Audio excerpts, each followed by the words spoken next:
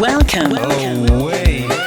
Welcome back to another episode of 2.5 Potheads with your favorite medicine man, Mike, and Matty Greenhands. What's up, everybody? sir. Yeah. My man is back. Just moved back down to Massachusetts. Yes, sir. Glad to be back. Hell yeah. How was the move? Move was smooth, and I can't believe I can actually say that because every other move sucked. But this one went smooth. Hell yeah. We're hell in. yeah.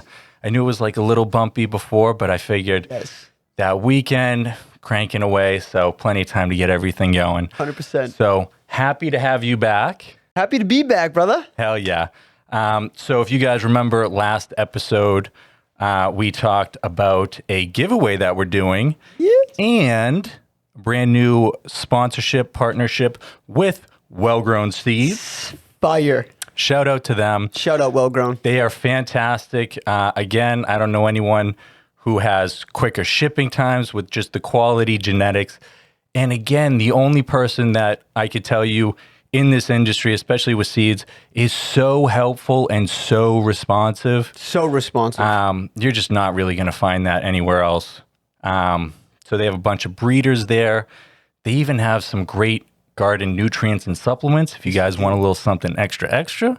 Yeah. And they have some awesome clothing gear and other apparel as well. Yeah, they do. So definitely check them out.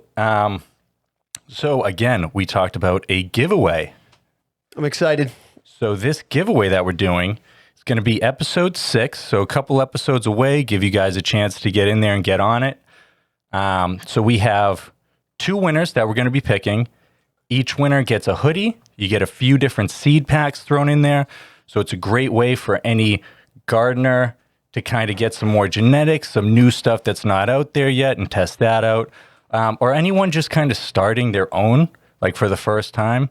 It's a great way to get some seeds, get some experience, and it's free. You're going to win. What better way to start? And you're getting them from the best. Yep. So the details for that, anyone who goes on Instagram, checks out 2.5 Potheads, you like the post, reshare on your story, tag the account 2.5 Potheads, and 2 other accounts, gets 1 entry into the drawing to win. You can do this for episode 3, 4, and 5 for a maximum of 3 entries. Ooh. And then we pick the winner on episode 6. Oh. Let's go. Let's go. Yes, sir. Well So- explained. Oh, hell yeah. Yeah, buddy. We do the best that we can, but super excited about that and hopefully blessing you guys with some great genetics and fantastic stuff. So shout out to them again. Shout out. I've grown some of Well Grown Seeds, and it's just, honestly, it's a special time every time. Every time. The colors, the smells, the expressions. I'm excited for you guys. It all works. So also last time we talked about the growing process and we started some seeds. Again, common method, one that I personally use and like a lot, is the paper towel method. We talked about what my friend Maddie does. I heard. What do you do? I am a seed to soil method type of guy. So can you explain that a little bit more? Sure. So basically, I take that beautiful little bean and I make a little dimple in that soil and I drop it in and I lightly cover it up and I lightly mist it and off into the grow garden it goes. See, this blows my mind. I need to see it. I need to see what's going on. This dude just raw dogs them, just throwing them in there. But honestly, it works out. He grows fantastic stuff. That's why I say, guys, Oh, brother, thank don't you. like stick to any one method, what any one grower gardener tells you to do. Play with some stuff, figure out what works best for you, find your style, and just make it happen. Because again, everything's going to work differently for different people. So it's styling your own setup. And I feel the same way about you. You crank it with the paper towel method. And remember when I tried, what you should have saw our text messages going back and forth. I'm like, how do you do this? Yep. Like what, you know? And just that, guys, like been growing for a few years and always experimenting where it's like, okay, like I have great success with the paper towel method, but let me try this other method. Let me get some experience with that. Yeah, no, that doesn't work for me. I stick to the paper towel method. Like you said, nice to get familiar with different methods just to see what works for you. Yeah, that's what it's all about. And that's the only way that you get better with anything. I mean, is trying new stuff. If you don't try new things, how are you going to get new results? Amen. So, you're not. Right. So from these seeds, now we have this little seedling going on, pokes through the soil. Yep. What are you looking for? You keeping this soil wet, moist? Keeping it moist, not too wet. I don't let it dry out. That's like my favorite. My favorite part is when I see that soil lifting a little bit and I know that baby's coming through. So then I like to lightly mist it, keep a close eye on it so it will break through that soil, poke up, and then also so it will shed that shell. Yep. So yeah, lightly misting it. Okay. Yes. And about how far away usually do you keep your light? At that time, I'm keeping my light pretty high, and I run an LED like you, so I'm pretty much up in the, God, I want to say about the 36-inch range with Okay. my LED, depending Okay. on obviously the strength of the light, which I have. What do we got? The 600 watts. Grower's We choice. have the Grower's Choice, the 680s. Those are what we're running right now. Yes, sir. If anyone has any questions with gear, soil, anything that we're using with our own grows or what we're experimenting with, send us a message. sure. We talk about all this stuff, but if you ever want more in-depth details, just reach out. Happy to answer, happy to help. Likewise. So awesome. So now your seedlings probably just kind of grow into this environment. Usually like anywhere like the 24 to 36 inch, depending on like what light you're using, Absolutely. is going to be pretty fantastic for that range. And again, your plant's going to kind of grow into this, that setup initially. Yes. So when you have, because we always start in solo cups. Yep. You can start in different seed starters, Q cubes. There's a million different things that you could try. We just go solo cups, soil. It's what works for us. Absolutely. Right in that Michigan mix, baby. So once, like what I usually look for, and I even go a little bit longer, is once those like fan leaves start hitting that outside of that solo cup, Yep. I let them go like a little bit beyond, but usually that tells you your roots are pretty good to go. You can transplant this into a bigger container. Yes, sir. Typically, when I transplant, I'll usually go from like the solo cup to like a 2 or a 3 gallon. Okay. I like a little bit more space than the 1 gallon. You could get away with doing a 1 gallon. You can transplant as many times as you want. Right. Sometimes your roots love it. You can make your plants kind of have a longer veg life because they need to recover a little bit from these transplants. Yep. So you can kind of play with that a little bit. Absolutely. So usually, again, I'm going to this 3. So a little trick that I do, because I think this makes it easier. I don't know if you do the same thing or how you kind of dial in your transplants, but I'll get like my pot ready. Yep. And I have the solo cup in where I'm going to put it. Yep. I'll take some water. I lightly water kind of the outside. Sir. I'll water the actual solo cup and the plant so that the water kind of runs through and all that soil's wet. I'll take the soil out and then I'll either I'll put in some mycose, some recharge, some kind of beneficial bacteria and microbes into the soil, kind of where those roots are going to be. Yep. And then because that soil in the solo cup is wet, makes it easier for it all to stay together. Flip it upside down, give it a little twisty. Now, usually stays all together and it fits right in that slot in the 3 gallon pot where we just took it out. Almost like a glove, fits perfectly. I'll give it a little bit more water and it's good to go. Boom. And then usually I won't transplant again until like getting ready for flower. That's going to be a good size pot for basically the rest of my veg time. Yep. And usually takes about a week. You'll notice them like kind of getting used to it and bouncing back. And then it's like, boom, they're going, they're Explosion. soaking up all that food and everything like that. Yes, sir. And Usually now is when you can start, like if you're going to add any nutrients, if you're not using a super soil, or even if you are, if you're not already adding CalMag, you might want to think about adding some CalMag. Nitrogen is an important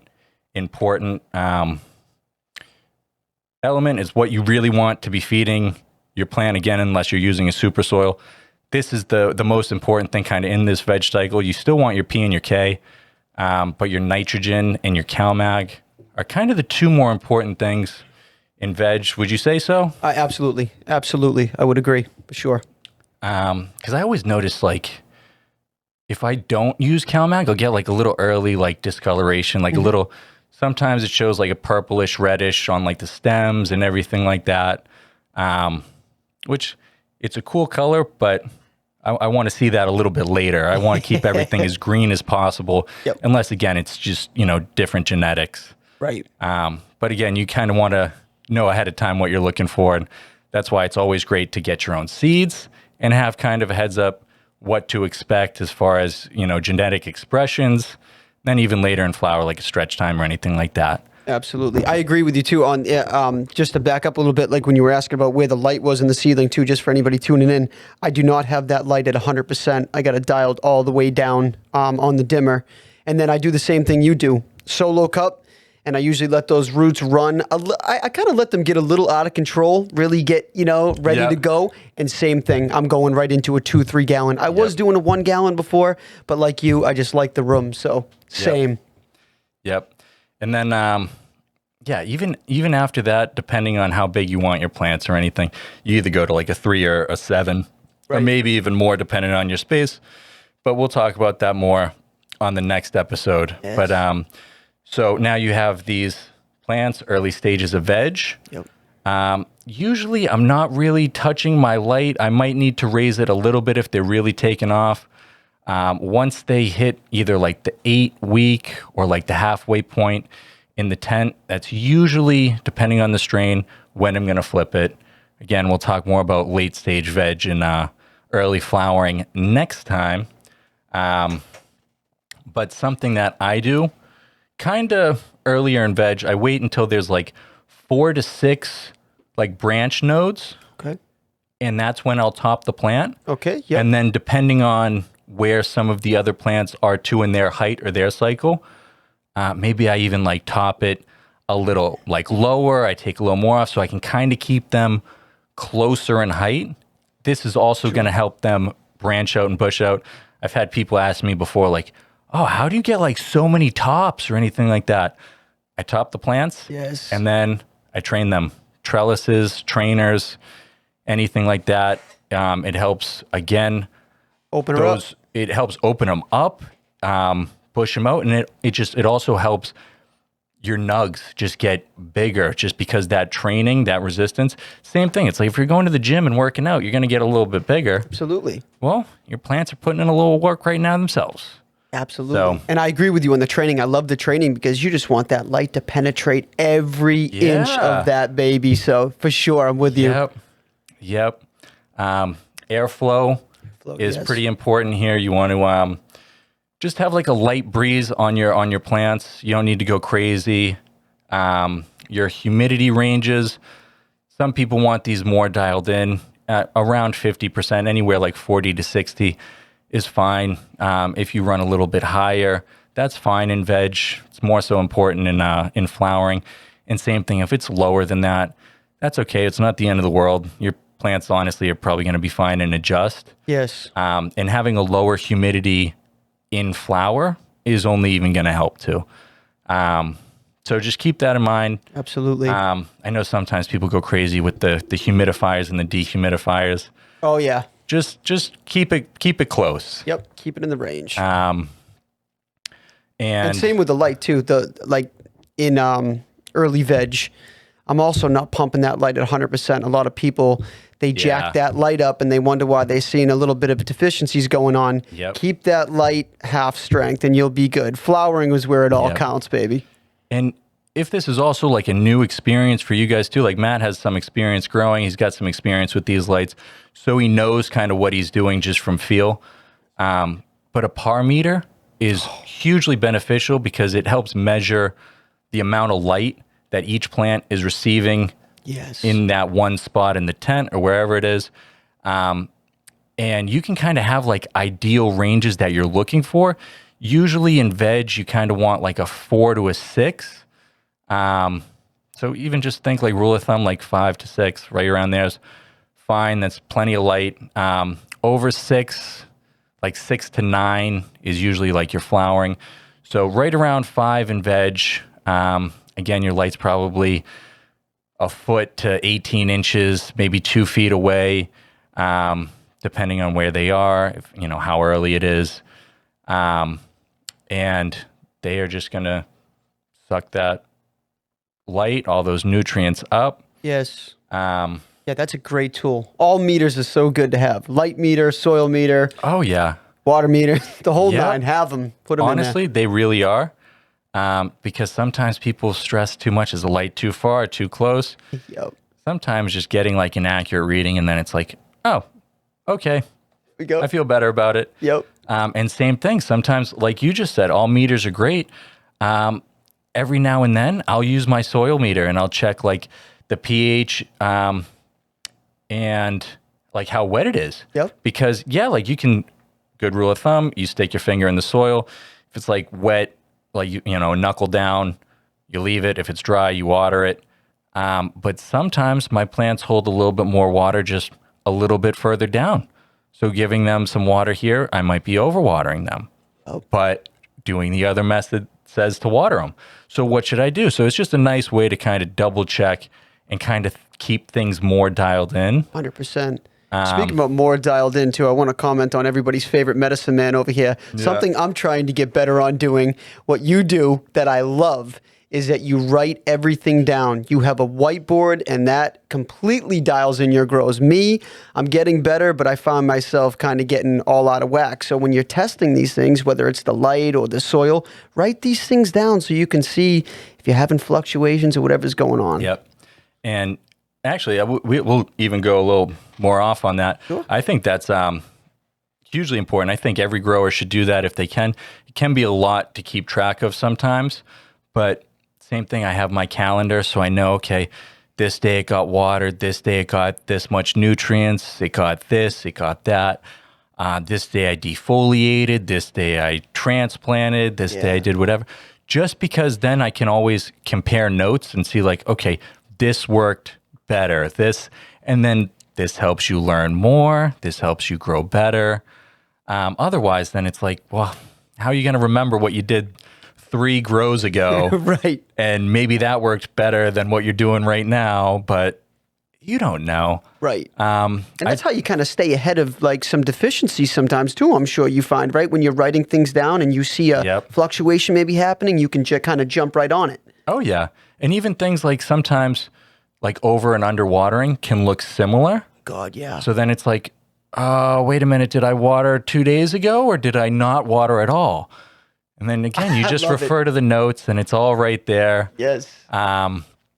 Same thing. There's plenty of times where it's like, oh, well, when's the last time I gave them some CalMag? Is that what's going on here? Because again, you're going to have different things that happen. Like if I switch the light, adjust the light, I kick it up to 100%, I write that down. Maybe it gets a little too hot now. Maybe it's been hot. Maybe it's this. Maybe it's that. Again, it might be too much for some people, but when you're testing seeds for anybody or doing anything, I think it's very important to kind of have everything dialed down and to have as much notes as you can for yourself and for anybody else to kind of help them with their own experience. Get a grow journal. I do it all the time with beneficial microbes. Diary, yeah. Grow diary. Shout out Recharge that I use. Yep. I do, obviously I mix it every other watering. Mm-hmm. And I always forget when I'm not writing down. When I go to water, I'm like, did I give it Recharge last time? Am I doing this time? I get all out of control sometimes. So you know what I honestly do with Recharge? give it to me. Because I want to say the recommended dose is like a teaspoon to 2 per gallon or something like that. Yes. I do like a 1/4 to a 1/2 teaspoon per gallon on just about like every gallon. You keep it on the half strength for everything? Yeah. You were telling me this. Keep going. Just because now I know that it's always kind of and I usually do this like once they're going more, just because now I know everything's always in the soil, it's always there. And there have been times where, oh, like I didn't write down my notes from last time. Did I give it recharge? And then I'm going to end up doing it anyways. Yep. So it just worked out better. Thank God with beneficial microbes, you really can't hurt anything. God forbid No. you do, you know? Exactly. And it only helps the plant. So I'm Right. like, this is fine. Yeah. So again, and I don't even go crazy because I do it all the time. I give it like a half strength because again, I'm doing it twice as often. So it kind of makes sense. True. So that is pretty much what we do with our early stage veg. Depending on the plant, sometimes they need a little bit training. They need to be tied up. Sometimes I try different things. Like right now, give a little quick garden update, and then we'll give you some more garden updates later. Let's go. But I have one, what did I say? It was Velvet Skies. Velvet Skies, yes, sir. Velvet Skies, that is an in-house strain. Shout out to them. They have great stuff. Shout out. In-house. And I actually topped it early. So I just have, and I've done this before with some other plants. So I just have those like 2 main branches down. I just took some garden stakes, just staked those branches down. So it's going to almost like a main line kind of thing. And it's just going to have these 2 huge branches coming out the sides. Yes, I'll sir. top those 2 and get it really bushed out. But yeah, just different stuff, experimenting. It's all part of the process. Absolutely. How about, let me ask you, defoliation. Defoliating, big thing. Do you do a lot of that during veg, or do you kind of wait? Myself, I like to let them bush out until they're like a jungle. You know, you saw my last picks. And then I do a little bit of trimming. So What do you do? I pretty much do the same thing. Like right after that first transplant and like I'm topping them, sometimes like those bottom like branches or 2, like that early stuff, Yep. it's not going to get any light. It's already struggling or it's not looking great. True that. I might just take that off Snip, and snip. just focus more because again, you want more energy going to the top anyways. Absolutely. So I do that. And then if I top them, it's going to even just push that energy going outwards. Yes. And then I pretty much just leave them, unless it's like some dead stuff anywhere that I'm just picking off, Right. until like right before flower. And then it's big haircuts. Yes. And then I'll touch those again like in flower. But that's I pretty much leave them. I do the same thing. Just let them bush out Right. and just go. Dude, because like people that are just kicking off grows that have never had any experience with growing, they get very, very nervous on cutting anything on the plant. But like you just said, it drives so much energy into that plant going straight up. It's good. It's healthy for the plant. But a lot of people getting like nervous, like, oh, I shouldn't be cutting a plant. I should just let it do its thing. Yeah. And I mean, you can. Totally. To each their own. Like I wouldn't go crazy topping the plant or anything like that, like once, twice, depending on the strain. Right. Again, if you order your seeds from well-grown, a lot of the breeders, like Mass Medical Strains, shout out to them, will even say like in their description sometimes like best growing practices, and it'll be like topped once or topped 1 to 2 times. Yep. So it gives you that kind of notes like, okay, like I'll do that. And then you can kind of watch what happens. But same thing. And you'll know, like, again, we'll talk more defoliating in flower when we get there. But Yes, sir. don't be afraid, because you need light to, again, we talked about light penetration. You want to get as much light to your plant and your bud sites and everything as you can. Right. But always err on the side of caution, especially if you're a newer grower. If you don't feel comfortable, leave it. Don't cut it. Yep. Maybe just top it once, take some lower stuff at the bottom. It's the easiest way to do it. That's it. And then take some more lower stuff, like right closer to flowering. That's all you really have to do. Right. Growing outside, don't even touch them. Just let nature do its thing. 100%. But yeah, I think now's a pretty good time for a quick little smoke break. Yes, sir. Then we'll come back. We'll give you guys some updates on our own gardens. We'll run down the well-grown seeds giveaway again. And we'll get right back to you. Let's go. Love you guys.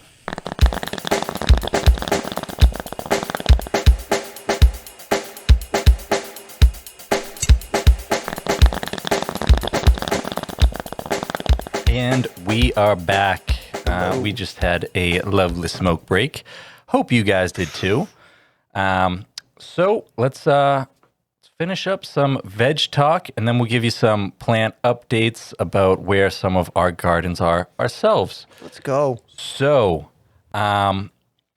in veg, Yes. what are you feeding your plants? Anything? What are you giving your plants in these earlier stages of veg? Anything? What are you growing in?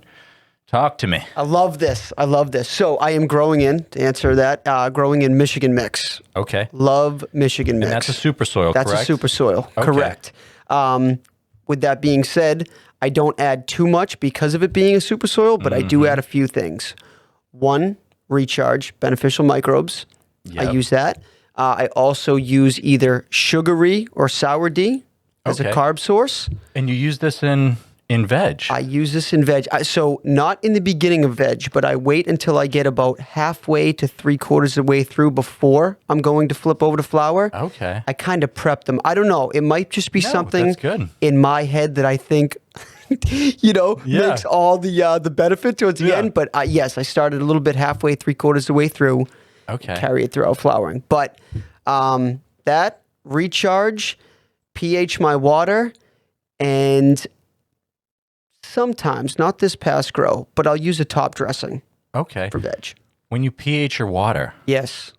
so what ranges are we looking for? Okay. So I like to keep my range between 6 Mm-hmm. and like 7.5 range. Really? Yes. Okay. Yes. Okay. Depending on where I'm living at the time. Yes. No, I feel that. Again, meters are important. You can get a pH meter and check your water. It's always important.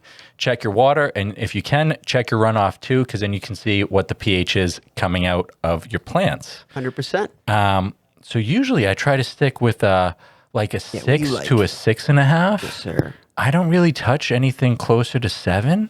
Okay. Yeah. But that's interesting. See, but that's why I like doing like some different stuff. And again, keeping these notes because then I can learn vicariously through you where it's like, okay, well, he ran his at 7.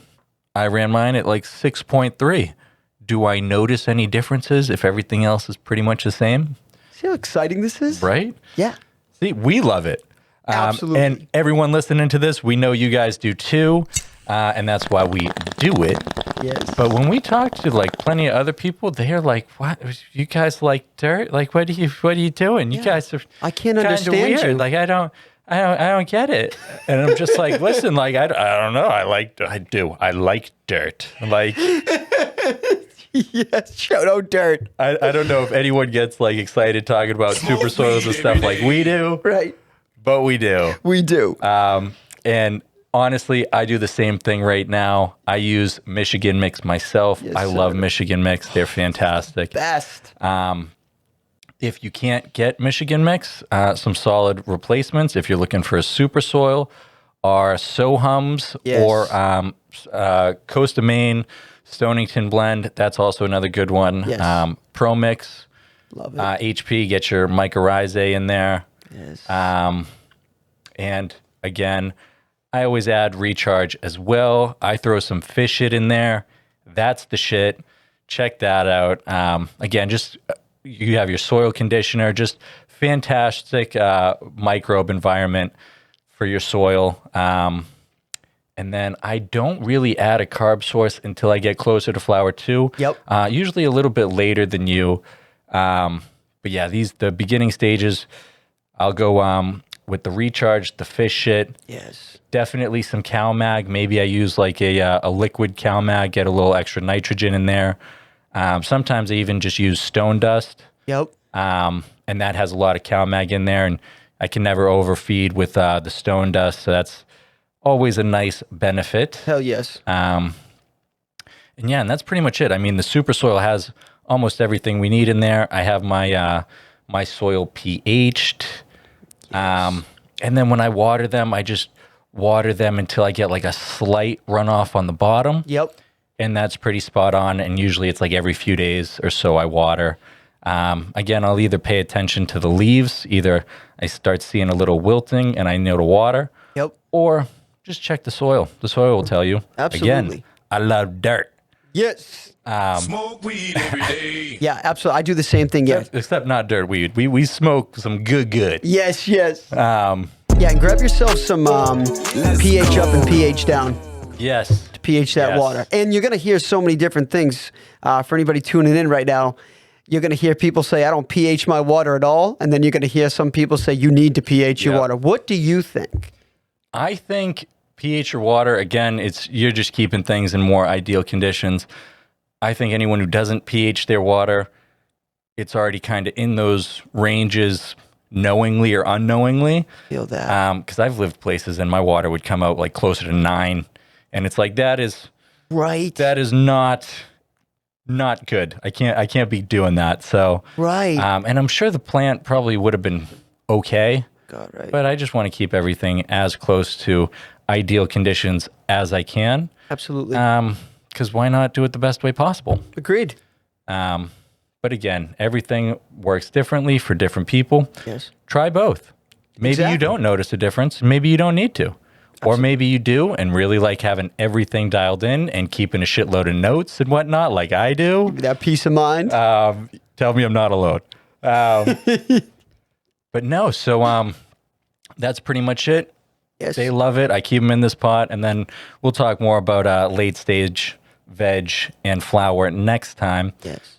Speaking about keeping it in Yes. your pot, what do you use for pots? Yes. So I go transplant usually to a 3-gallon, and I'll use a nursery pot, like a premium nursery pot, or just a thermo 3-gallon pot. Okay. Just this hard plastic, basically. I like to keep everything tight and close Yes. until it's in the final pot.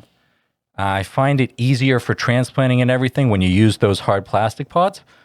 But in your last pot, and like when you're flowering, I'll use a fabric pot Yes. because one, you're getting a way better root zone. Your roots are more oxygenated. You can better kind of water every part of your plant. Yep. And you're not kind of holding as much water either. It'll kind of just Breathe better. It'll breathe better. Exactly. Got you. And when I'm going into flower, that's kind of what I want more of. Right. So then I'll usually go to either like a 5 or a 7 fabric pot. 5's totally fine.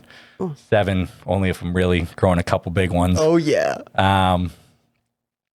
But yeah, I mean, and then good to go. That's what I found works better. Because anytime I'm transplanting from fabric pots, it just ends up being a mess. They end up ripping the bags and everything. It is a little messy. Just stick with the plastic pots. True that. Absolutely. I do the same as you. I play around back and forth. I think, honestly, the really only benefit is I agree with you. You get a little bit more maybe airflow in the fabric pots, and you got the handles on the side, so it's a little bit easier to pick up. But like you said, transplanting gets a little messy. Yeah. And usually some mess is fine. Again, we like playing with dirt. Yes, sir. But again, we're trying to make everything as easy and convenient, as clean as possible. Yeah. So just from our experience, that's what we do and what works for us. But try it all. Try it all. Play in the dirt. Yeah. My mom used to say, go play in the mud. So I went and played in the dirt, Yep. and I'm still doing it. Hell yeah. Never change, man. Never change. I love it. So give me some updates. What's going on with your plants? Updates. So I just finished my last grow, as you know, and I disassembled my 4x8, took it down, and we are now on to new beginnings here, and I'm in a Yes. new place.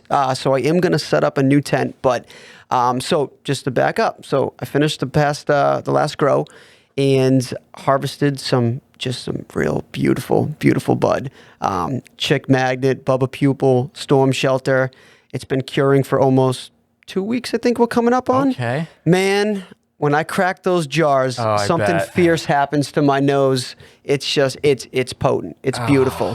Beautiful. Very, very, very satisfied with it. Oh, I bet. Yeah. I bet, man. Yes, sir.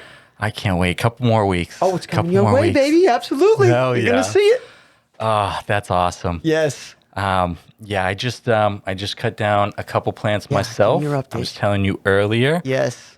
Tony Profit, F2, those testers I was doing. Shout out Dr. Dank. Dr. Dank, Well Grown Seeds again. You killed this grow. They are some chunky ones. Yes, sir. It is Jamaican Dreams crossed with Star Pupil, I believe. Do you hear that? Or it might even be Putang. Makes you want to oh smoke my God. And honestly, it loves the heat. It's that Jamaican in it that just... Right. So when we had those hotter days, it honestly loved it. So I was was like, basking. oh, this is beautiful timing. Love it. And they just seriously just chunked out. I had some serious leaners. So cut those bad boys down. A couple more triangle pupil plants. Oh, yes. And I actually just finished up some triangle pupil. And that came out really well. wait. Very excited for that. We will definitely try some of that soon. Please. And we'll give you guys some reviews. Maybe you guys like that. I would love that. I think it'd be a great idea. Yeah, why not? You got it, Nice, buddy. dude. Yes. So we'll keep you guys posted on that too. Absolutely. And I have some Boston cream donut. You know I've been waiting for that one. Ooh, it just sounds delicious on the lips. God, dude. True Bostonian. Oh, true Bostonians with that Boston cream of goodness. Yes. I just think of a fat Oh, yeah. glazed. Oh, yeah. Oh, There's going to be some frosty donuts. God, man. So those are getting ready for flip time, Flipadelphia. We're already there. Oh yeah. It's going so it's quick. actually a little after 8 weeks. I think we're at like the 9, almost 10 week mark, and they are halfway at the 10. We're gearing up for liftoff. It is go time. I just organized them yesterday, so they are all set. Okay. Little defoliation, transplant, trellising, and boom, Yes. we are good to go. And then I have some. Wait, there's more? Oh, but wait, there's more. Yes. I also have a few wildfire plants and velvet skies. So they're all at different stages. I like to just keep things going, keep learning, keep experimenting. But I'll keep you guys all posted on how everything's going. Please do, man. I'm so grateful Hell to be yeah. back in this area. I got to take a walk through that garden of Oh yours, my dude. God. Man. The lovely smells. The smelly smells. Yes. That smell. I love how you said you had some leaners, Smelly. too. Oh, yeah. Some leaners. I had some leaners this past one, too. The chick magnet was my leaner. Oh, yeah. I wasn't Those- ready for this sativa to just shoot to the moon, the stretch. stretch And is that's so why, real. again, it's nice to know the breeders, like where you're getting your seed packs and everything like that, because they'll have some notes or like some kind of guidance most of the time where 100%. chick magnet, for example, anyone who wants to check this one out, the stretch can be anywhere from like 3 times to 5 times the plant height. Insanity. So when I'm recommending like flipping about halfway through, most plants have like about a 2 times stretch height, some less, some don't stretch at all, sometimes closer to 3 times, which most plants you're going to be fine following that. But chick magnet, where again, you can hit that 5 times. Now, if you did that and these plants were halfway or maybe a little bit bigger in your tent, you're capping that bad boy. I mean, 100%. there is no, you're going to be touching your light. There's no room. Be tickling those LEDs. So again, just check them out a little bit Absolutely. because they'll tell you, again, other people have probably grown it and you'll get some experience. Yeah. Yeah, I kind of messed up. I'll call myself out on this. I didn't double trellis the chick magnet, and I really wish I did because that's what really gave me the double leaners. trellis. The double trellis. Yep. Always helps with the support. Yes, sir. Yep. And it's nice too. In case anyone doesn't want to do like the bamboo sticks or anything like that, just set up a trellis. I find it easier and more convenient that way myself. Yeah, I do too. But yeah, so anyways, I think that's pretty much all we have time for today. Next time, we're going to talk more of the growing stages. We'll talk more late stage veg, early flower, everything that's going on there, some more garden updates. We'll have some maybe weed news, what's going on in the world, News. and some more updates on well-grown seeds. Of course, shout out to them. Shout out Well Grown. Always hooking us up. And again, check out that giveaway. Details again, go on Instagram.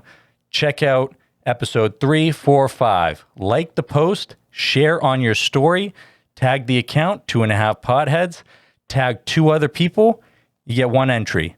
You get a maximum of 3 entries for each episode. Episode 6, we're picking winners. Here we go. Stay tuned. Instagram at 2 number 2 point number 5 podheads. Go check us out. Peace.